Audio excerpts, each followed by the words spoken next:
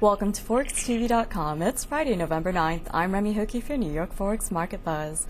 In New York afternoon trade as of 1:30 p.m. Eastern Time, euro dollar is at $1.4667. Sterling dollar is trading at $2.0898, while dollar yen is at 111 yen. Earlier today, the Commerce Department reported that the U.S. trade deficit fell 0.6% to a two-year low of $56.5 billion. Joining us now is John McCarthy, Director of Foreign Exchange at ING. Good afternoon, John. Good afternoon. Joining us today. You're welcome. Well, as we wrap up this week, we've had plenty of volatility with the dollar falling to record and multi-year lows against the majors. And also we have Bernanke's testimony as well as the rate decisions from the ECB, BOE, and RBA. Well, today as U.S. equities continue to head lower and the yen surges to 18-month highs against the dollar, in this risk-averse market, John, if you could give us your next level of resistance for euro dollar. Sure. We did see the euro touch a new high overnight of 147.53, dollar selling, pardon me, after Mr. Bernanke's testimony in Congress and his less than optimistic view for the U.S. economy in the short run. During the entire week, we've seen the dollar under substantial pressure against the major currencies. The ECB and Bank of England rate decisions notwithstanding, the general feeling, certainly from the Eurozone, is that there's still a great deal of concern about price pressure, and as a consequence, there's no likelihood that we're going to see lower rates there. Whereas Mr. Bernanke's testimony and future prices across the board in the equity markets, which is brought about some heavy dollar yen selling, in particular in the last 12 hours. We saw dollar yen trade down from 112.85 last night all the way to a low of 110.5 here today.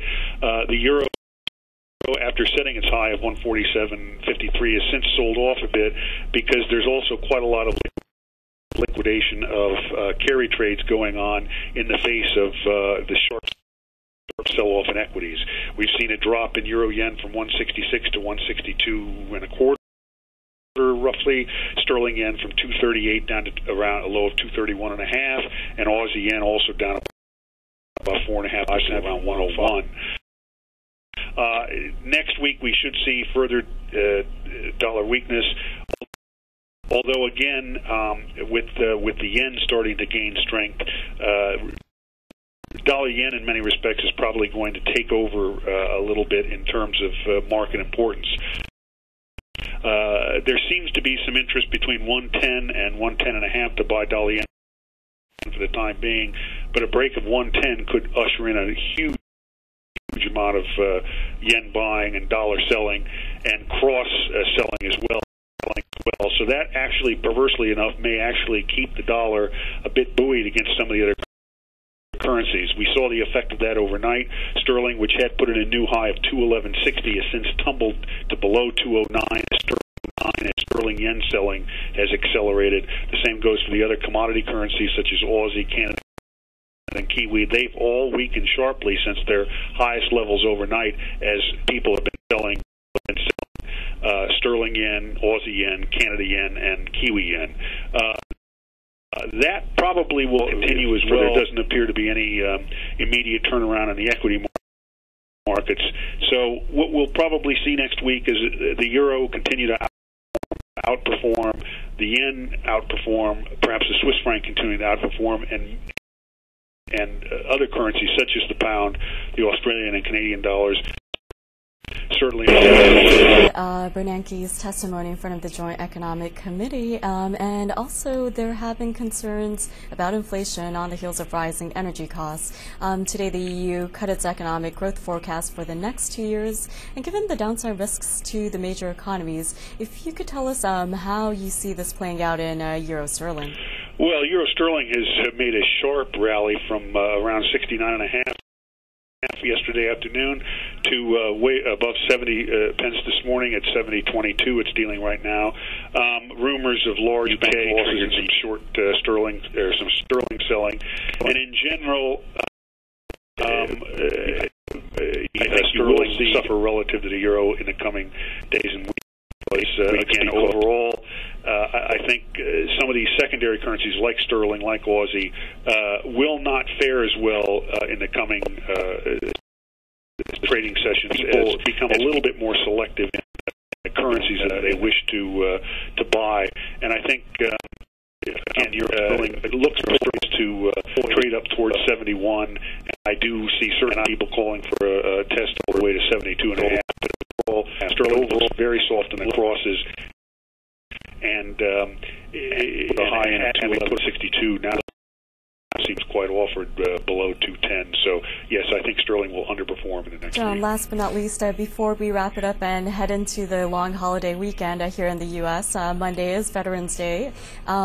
If you could briefly give us your Fed rate outlook and what you see for the major central banks.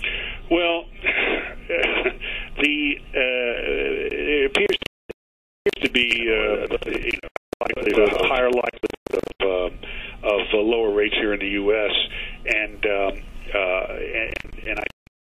I think one of the things that's driving the market is a general sense that we will see lower rates here relative to Europe in particular, and that interest rate differentials are going to continue to move against the U.S. I think that sometimes I'm not particularly good at estimating when the Fed is going to move, whether it's a particular meeting of the clearly the looks to be for lower U.S. rates. Following the last rate reduction by the Fed, they emphasized the fact that they addressing a particular problem, and as we all know, that problem is certainly still with us and appears to be getting worse. So it does appear that further rate cuts are on the cards. Down the road, what other central banks will do is a matter of the impact of all of these financial concerns on their own respective economies. It is unlikely, I think, in some regards, that you'll see rate rises in the immediate future in the ECB or the Bank of England, but the question is, do they have to cut? So whatever the scenario is, the timing is, as if the U.S. rates will fall relative to major currency rates, and as a consequence, the dollar will remain under pressure. Okay, John, thank you very much for insight and analysis, and have a great weekend. Thank you. You too now. That wraps it up for Forex Market Buzz with John McCarthy, Director of Foreign Exchange at ING. I'm Remy Hokie. Join us later this afternoon for PM Exchange right here on ForexTV.com.